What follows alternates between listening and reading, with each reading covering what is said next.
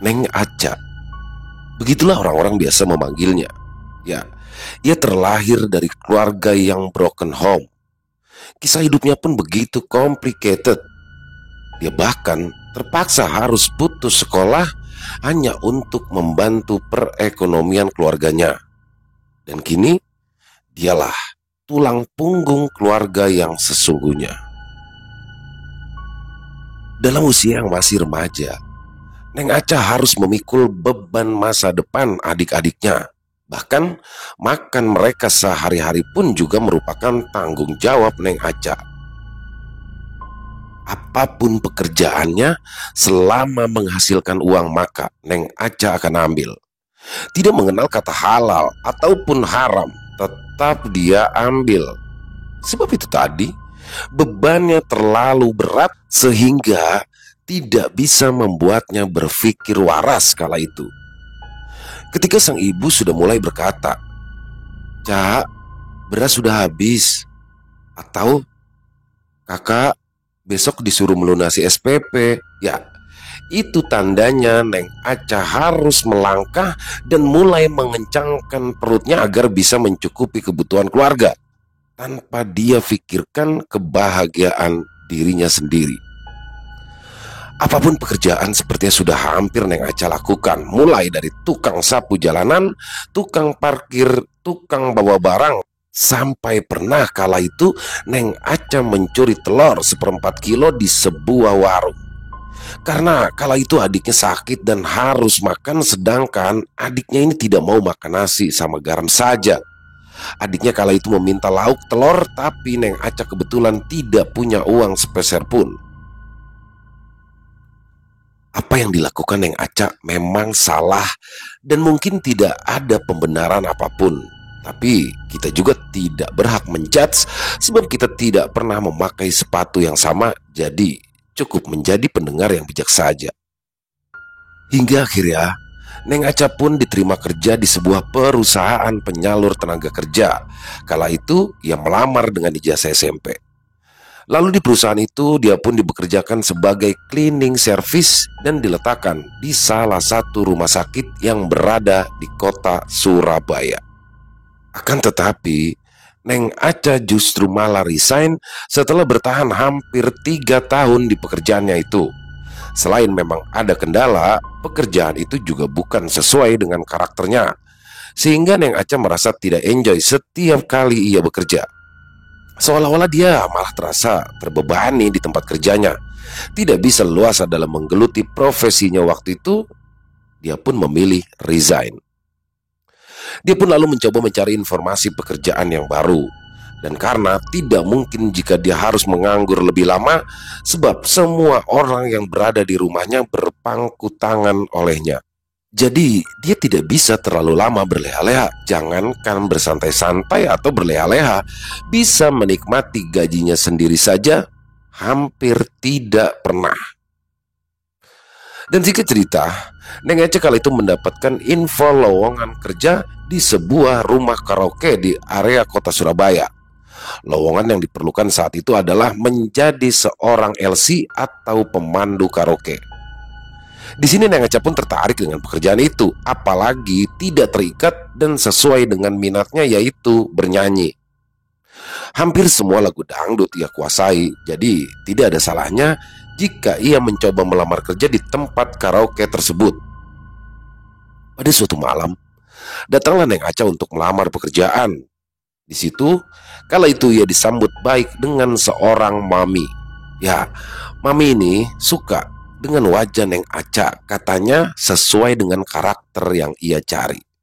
Tapi ada sedikit masalah di sini, yaitu Neng Aca harus siap memakai baju terbuka setiap kali ia bekerja. Alhasil, ketika dia sudah mulai bekerja, dia pun harus pintar-pintar untuk menutupi pakaian yang ia kenakan.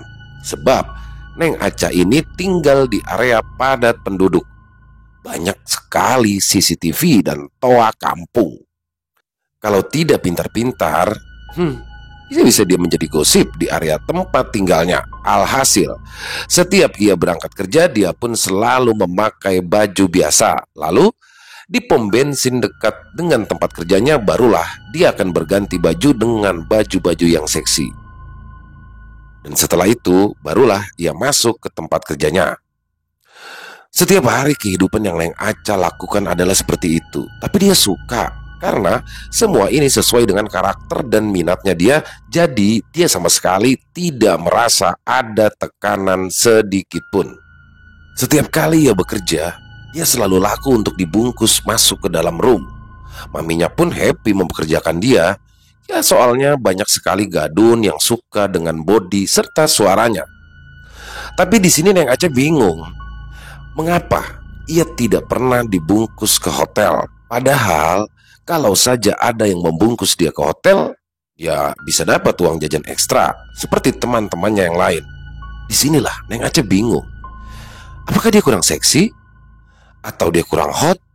Atau mungkin dia terlalu seperti anak kecil?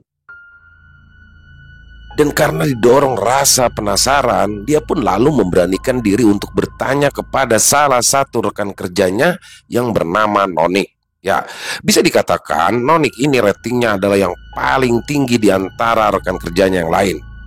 Berkali-kali ia dibungkus ke hotel oleh gadun. Mungkin siapa tahu Neng Aca bisa mendapat tips and trick dari Nonik. Mbak Noni, aku mau tanya, kenapa ya? Kok aku nggak pernah dibungkus ke hotel? Apa aku kurang seksi? Tanya Aca kala itu. Nonik sedang memandang ke wajah Neng Aca lalu ia berkata, kamu itu sih cantik, seksi juga. Tapi sayang, kurang menarik wajahmu itu. Kurang menarik? Kurang menarik apanya? Coba kamu lihat teman-temanmu. Menarik semua kan? Ya juga sih. Auranya kayak ada yang beda. Karena kita semua pakai susuk, Cak. Dan kalau kamu mau kayak kita, kamu pun juga harus pasang biar bisa lebih menarik lagi. Tenang, aku ada kenalan dukun. Susuknya Tokcer dan harganya murah kok. 500.000 bisa dapat 2. Ya terserah kamu mau pasang di mana. Mendengarkan hal itu, Neng Aca pun kaget. Ternyata berprofesi seperti ini pun selain harus cantik dan seksi, juga harus didukung dengan susuk. Sedangkan Nonik, rayuannya maut sekali hingga membuat Neng Aca pun tergiur. Tanpa berpikir banyak, Neng Aca yang sudah sangat tertarik itu akhirnya memutuskan untuk memasang susuk seperti teman-teman seprofesi yang lain. Dan Mbak Nonik dengan senang hati akan mengantarkan Neng Aca untuk langsung ke rumah dukunnya. Karena memang sudah terencana dengan baik. Mereka pun berdua izin libur 1 hari ke Mami kala itu. Neng Aca pun sudah tidak sabar untuk segera pasang susuk. Pergilah mereka berdua ke tempat Pak Dukun. Dan tiba di rumah Pak Dukun, ternyata saat itu antri. Karena banyak sekali cewek-cewek yang datang untuk pasang susuk. Neng Aca pun kala itu kedapatan sebagai pasien terakhir. Dan sambil menunggu antrian, di sini pun Neng Aca memanfaatkan waktu untuk bertanya-tanya sama Nonik. Ya, Neng Aca masih bingung akan pasang susuk di bagian mana. Sebabnya ini adalah kali pertama ia melakukan hal seperti ini. Pada awalnya Nonik bilang terserah, tapi kalau dia dulunya itu pasang di smile line dan di atas itu, katanya biar yahut. Dan tanpa berpikir panjang, Aca pun di sini mengikuti semua saran Nonik. Dia pun memasang susuk itu di tempat yang sama dengan Nonik. Ya, Neng Aca tahu dia cukup membayar 500.000 untuk 2 susuk lalu dipasangkan. Dan ternyata tidak cukup sampai di situ. Di dalam nanti akan ada ritual tambahan yang membuat Aca terkaget-kaget. Di dalam ruangan Pak Dukun itu dia harus melakukan hal itu oleh Pak Dukun. Di sini Neng Aca yang bingung karena sudah terlanjur bayar dan tidak mungkin bisa dia melarikan diri. Neng Aca pun mencoba menenangkan dirinya dan sambil berpikir, sekalian belajar. Dan singkat cerita, setelah semua selesai dilaksanakan, akhirnya Neng Aca pun pulang. Keesokan harinya ia pun lalu berangkat bekerja dan ternyata susuk itu manjur. Baru hari pertama ia pakai langsung ada yang membawa ia ke hotel dan Neng Aca pun di sini sangat senang. Akhirnya dia pun mendapatkan uang ekstra yang sudah lama ia idam-idamkan. Dan semakin lama Neng Aca pun semakin ketagihan pegang uang banyak. Karena dari pekerjaan ini kehidupannya pun berputar 180 derajat. Semua hutangnya terbayar lunas, membuat ia pun menjadi primadona di tempat kerjanya. Awalnya ada perselisihan oleh rekan seprofesinya, tapi Mami selalu membela dia. Jadi Neng Aca ini semacam dianak emaskan di tempatnya. Hingga suatu hari, kala itu ia kedatangan beberapa tamu. Dan di antara tamu-tamu itu ada satu orang pria yang memikat hatinya. Tamu itu biasa dipanggil di situ sebagai nama Ayahanda. Dan tanpa disangka-sangka Ayahanda pun langsung membungkus Neng Aca ke hotel. Padahal kala itu teman-teman Ayahanda masih berada di room. Neng Aca benar-benar senang saat dibawa ke hotel oleh Ayahanda. Dan selesai melakukan aktivitas di dalam kamar hotel itu, di sini Ayahanda ternyata curhat tentang rumah tangganya. Mendengarkan hal itu, Neng Aca sangat bahagia sekali karena dia merasa ada celah untuknya masuk ke kehidupan Ayahanda. Di mana kala itu Ayahanda mengeluh tentang istrinya yang kini sudah tidak menarik lagi. Ya, Ayahanda merasa bosan atas keadaan rumah tangganya.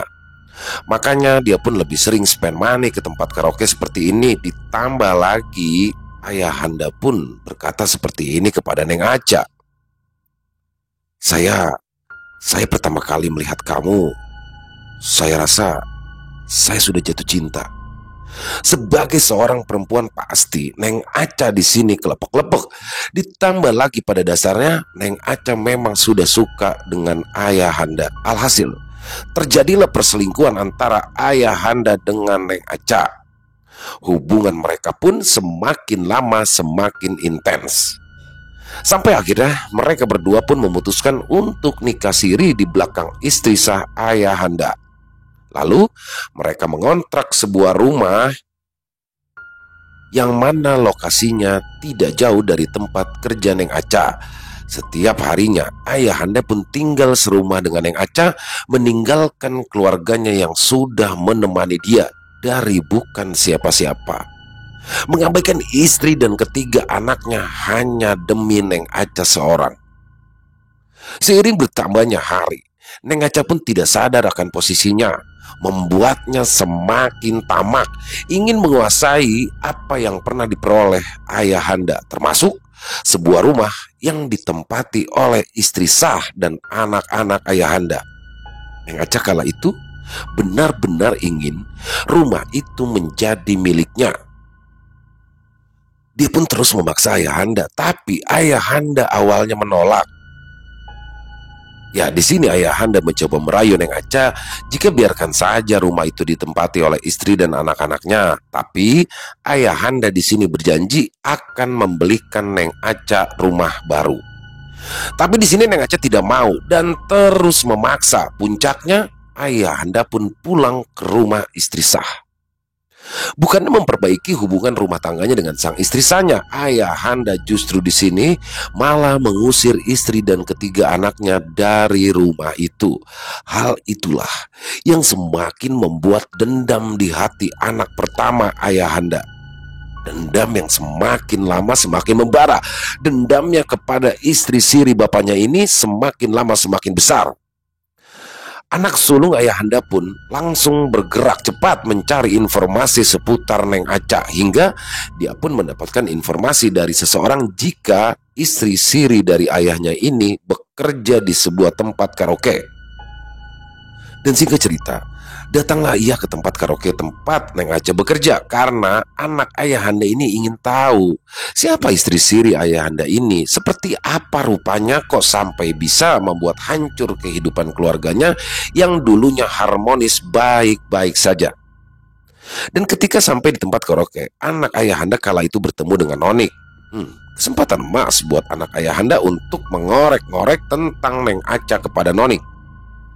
Tanpa merasa berdosa, di sini pun Nonik bercerita semua seluk-beluk tentang Neng Aca yang sudah ia ketahui, termasuk saat Neng Aca memasang susuk. Seolah-olah Nonik ini tidak curiga sama sekali kepada lawan bicaranya ini, juga tidak memikirkan privasi temannya sendiri. Padahal mereka berdua ini tidak ada masalah apa-apa.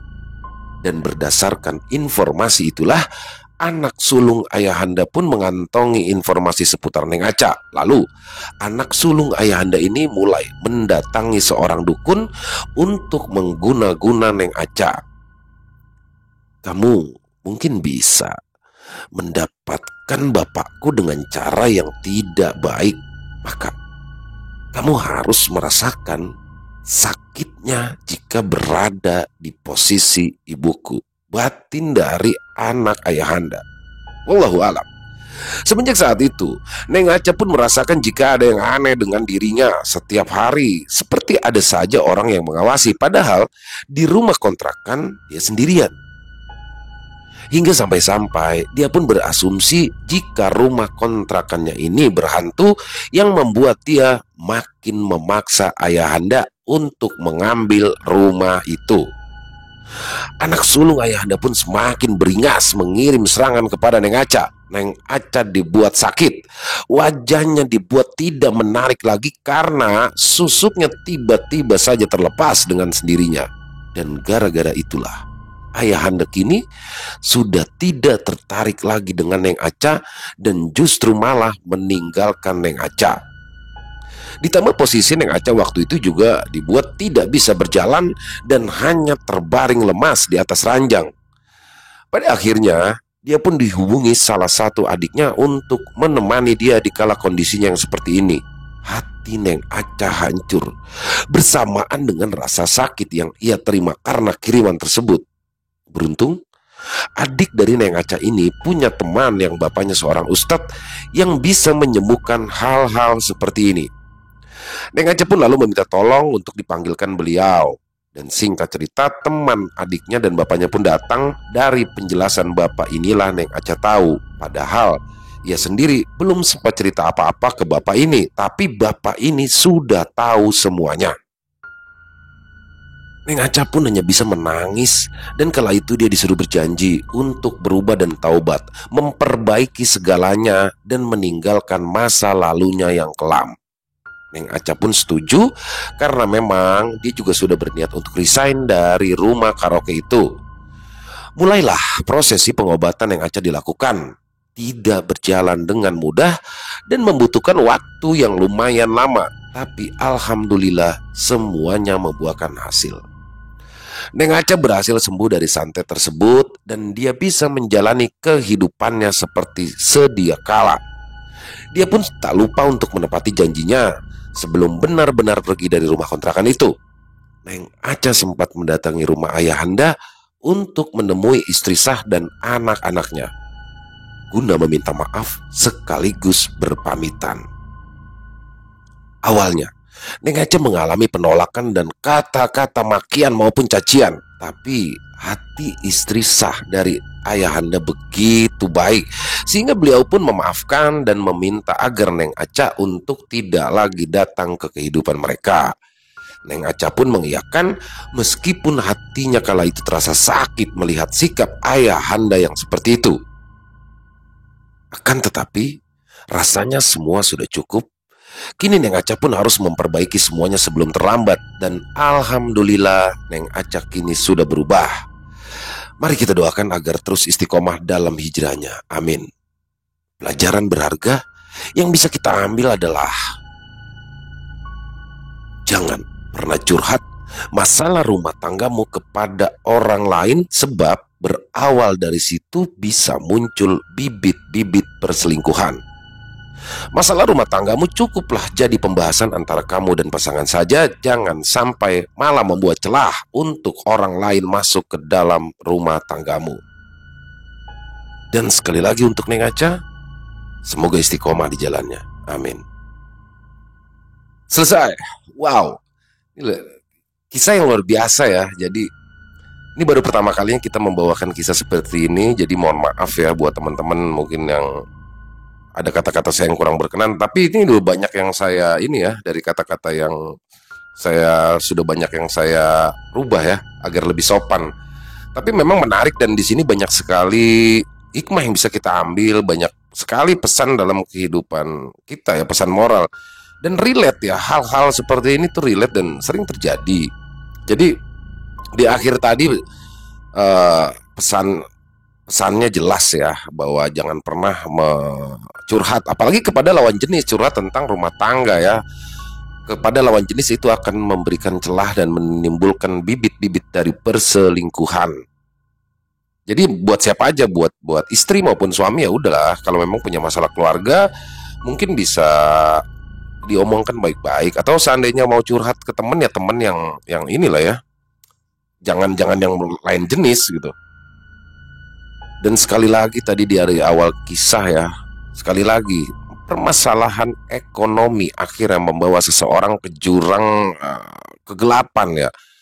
Kalau biasanya kita bawakan tentang pesugihan, di sini ya, dia tentang kegelapan yang sudah dikisahkan tadi. Jadi selalu berawal dari permasalahan ekonomi. Makanya ekonomi inilah yang sebenarnya yang harus kita perbaiki dulu ketika berumah tangga. Jadi ketika ekonominya sudah baik, ya yang pasti pertama keimanan ya, keimanan baru maksudnya ekonomi setelah itu. Ya itulah mungkin ya. Dan buat pesan lah ya buat para suami, mungkin jika ada anda ya, andai istri-istrimu sudah terlihat sudah tidak menarik lagi, ya coba kita koreksi diri sendiri. Apakah sudah kita menjadi pasangan yang baik untuk dia? Jadi ya kalau bisa lebihkan uang jajannya agar istri kita bisa perawatan ya, ke salon kemana. Jadi bukan malah harus spend money sama cewek-cewek lain. Jadi kita flashback aja dulu bagaimana kita dulu berjuang untuk mendapatkan dia, bagaimana beratnya. Jadi kita ya sekarang kalau memang kelihatan tidak menarik lagi, buat lagi supaya menarik lagi dengan ke salon. Jadi ya itulah, sedikit aja itu, sedikit berbagi saran, bukan perintah. Intinya landasannya harus agama dulu ya, agama. Setelah kita semua berlandaskan keimanan, insya Allah kehidupan enak. Tapi memang ekonomi adalah salah satu faktor kunci ya, faktor kunci dari urusan rumah tangga. Karena banyak rumah tangga yang berakhir tragis karena diawali dengan pemicunya masalah ekonomi. Mungkin itu aja ya dari kita. Silakan buat teman-teman yang punya komentar lain bisa tulis di kolom komentar. Buat yang suka dengan videonya silakan bisa diklik tombol jempol, tombol like-nya. Buat yang belum subscribe, yuk diklik tombol merah subscribe-nya agar teman-teman selalu mendapatkan notifikasi dari konten-konten yang akan kami upload selanjutnya. Dan kisah tadi adalah kisah dari emak ya, cerita emak yang dikirimkan oleh Neng Aca, yang namanya sudah kita samarkan ya, karena ini kisah ini terlalu private. Jadi luar biasa kisah-kisahnya, ini cerita emak, dan ditunggu lagi kisah-kisah selanjutnya. Oke, buat teman-teman juga yang mau mengirimkan kisah, silakan bisa dikirimkan ke kami via nomor telepon ya, ke 0878 4509 4752. Kami ulangi, 0878 4509 4752. Ya, buat yang sudah mengirim silakan ditunggu, pasti kami akan bawakan satu persatu. Dan di akhir kata saya mengucapkan permohonan maaf apabila ada kesalahan dalam berkata-kata dan mungkin ada kata-kata yang kurang berkenan. Saya mohon dibukakan pintu maaf yang sebesar-besarnya, karena saya hanyalah manusia biasa, tempatnya salah dan dosa. Dan sampai jumpa lagi di konten-konten kami selanjutnya yang pasti tidak kalah serunya, pasti tidak kalah horornya, masih bersama saya Ilo bercerita. Salam sehat, sukses selalu untuk kita semua. Amin, amin ya robbal alamin. Wassalamualaikum warahmatullahi wabarakatuh.